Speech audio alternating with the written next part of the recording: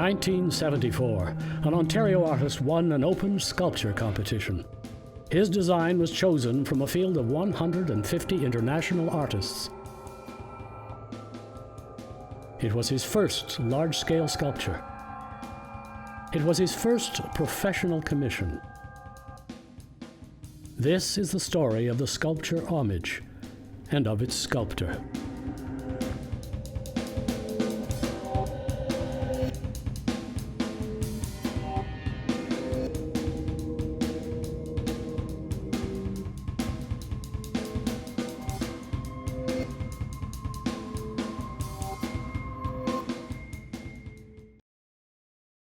I must go back to the first large-scale work that I did.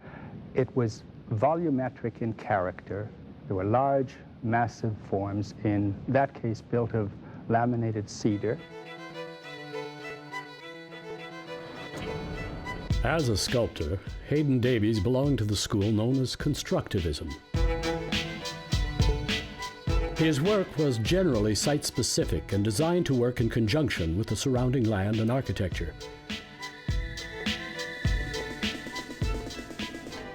In the case of Homage, of the 150 competing artists, Davies alone had actually gone to view the proposed site.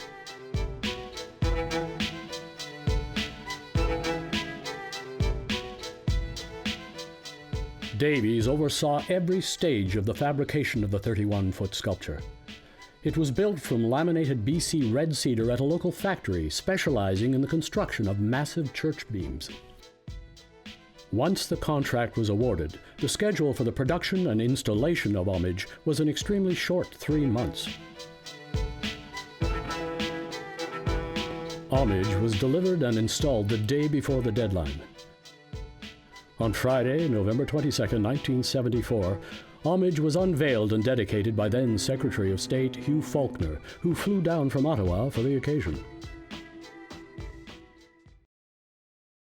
Part of what one sees in these sculptures now goes back to my early and traditional training to a large extent. Probably approaches that I grew up with as I was studying and long before I began sculpture, and this was in painting.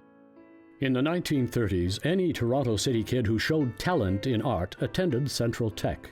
Davies was no exception. Then came a sojourn in Europe where, sketchpad always handy, his art continued to win recognition. Once home, Davies enrolled at the Ontario College of Art, focusing primarily on painting. Upon graduation, Davies found there were few galleries willing to exhibit young talent. So, along with several colleagues, he organized a group known as the Younger Artists Group. What came next for Davies was an education in the no-nonsense world of commercial art. Print, layout, design, film, animation, and finally, advertising. And marriage to fellow artist Eva.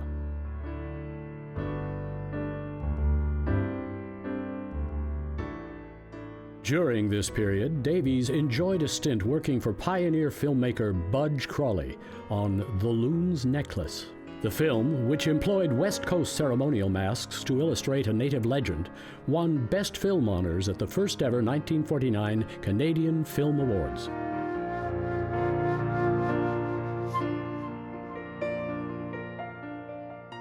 In 1951, together with his wife Eva, Davies launched a trade magazine for the Canadian display industry.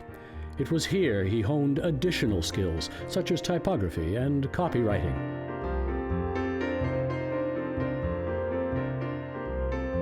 By his own admission, Haydn Davies drifted into advertising, where, after only 2 years, he was recruited as head of creative services at the largest agency in the country. He was off to the races.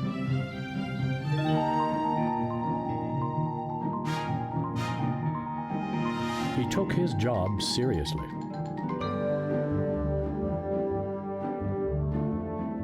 "21 years later, Haydn Davies was senior vice president of that same agency. Charged with the responsibility of attracting new clients, in 1968, after months of research and preparation, Davies traveled to Japan, where he won the Honda account.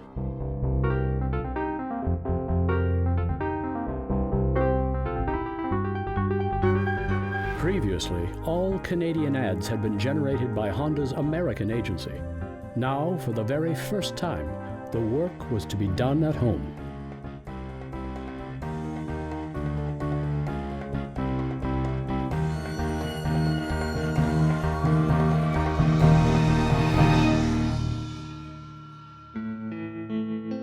But Haydn Davies had hit the wall. In 1972, at the age of 52, after 21 years with the same company, he left advertising and enrolled as a full-time sculpture student at the University of Toronto.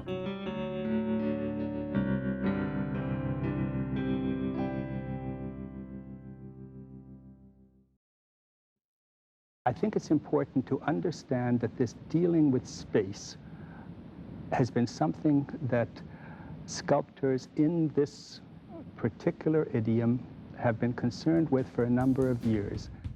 Over the years, Davies had never stopped painting. His first attempts at sculpture drew from these earlier works. Davies searched. His next efforts embraced more organic forms. He began using negative space in dealing with mass.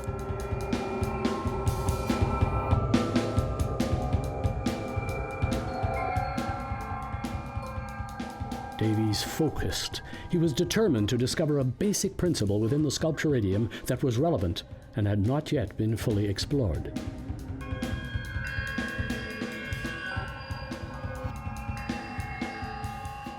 On his fourth try, he found it. Davies created a work of welded steel entitled Spaceform. The piece was entered in the annual competition hosted by Visual Arts Ontario, where, from a field of 1,500 entrants, Davies' work took top award. Davies had stumbled upon a relationship between mass and void, based on the principle that positive and negative shapes create both tension and harmony. This balance is dynamic and changes with the perspective of the viewer. This would become the touchstone principle for Haydn Davies throughout his 30-year career as a sculptor. After several false starts, he was off to the races.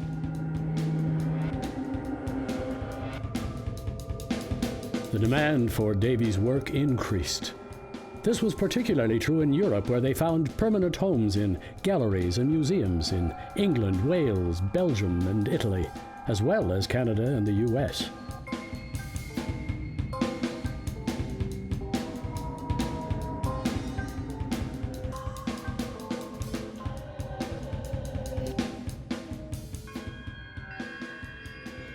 The sculptures from this period are referred to as the Cromlech series, named after the Druid icons of Haydn's early childhood in Wales.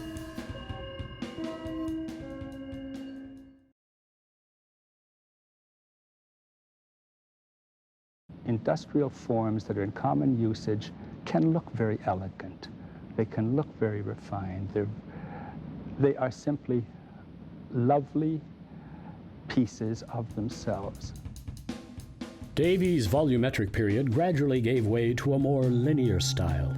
Negative space took over, dramatically altering the interplay between mass and void. The 1970s were an unprecedented period of building and development, with a healthy requirement for public art to complement the expansion. Davies became one of a handful of Canadian sculptors of the period who embraced this new form of public art.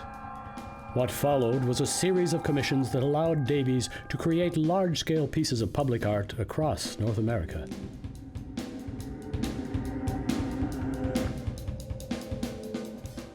Here, where I'm doing it myself, I sometimes, certainly in the earlier pieces, began with drawings, and in a couple of cases, even maquettes. Now, as they're evolving, I find that they're becoming more spontaneous. Davies was selected as one of 25 international artists asked to create works of art to commemorate the 100th anniversary of the Brooklyn Bridge. The resulting piece pushed the limits of Davies' work. What had once been I-beams and structural posts had been distilled down to a single planar element of laminated pine aligned with 100-foot lengths of wire. For the next 2 years, the sculptures Davies produced represented a desire to return to his roots as a painter. He began creating wall reliefs, measuring in some cases almost 20 feet in length.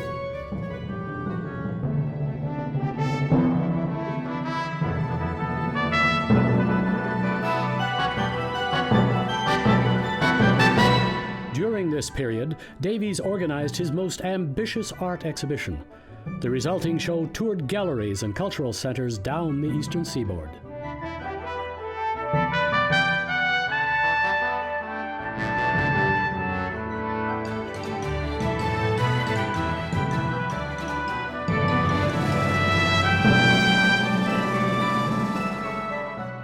Haydn Davies once said, "If I have a gift, it's a small gift for the monumental."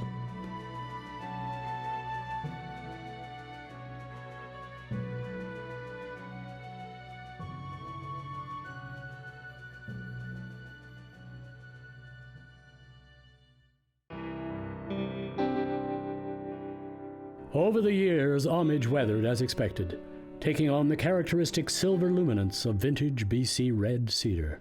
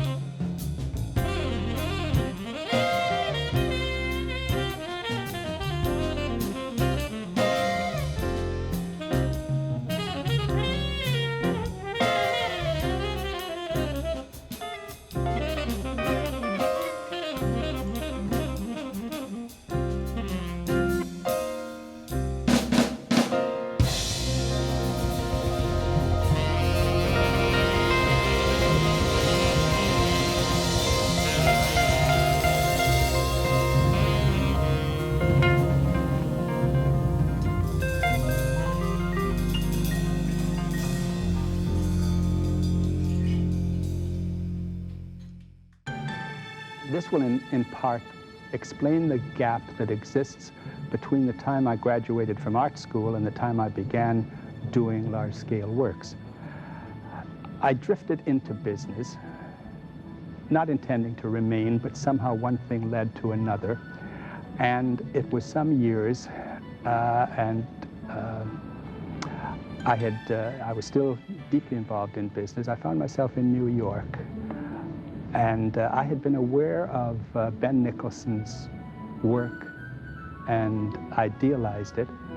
And I'd never seen an original piece. And I learned that there was an exhibition at Marlborough Galleries. And so I departed from my meeting as early as I could and dashed up to the Marlborough and saw this magnificent show by Ben Nicholson. And I think that there my resolve began. It was some 10 years before I really did it, but there my resolve began to return to fine art. And I suppose that was in the mid-60s, perhaps. And then in 1974, I started an entirely new direction.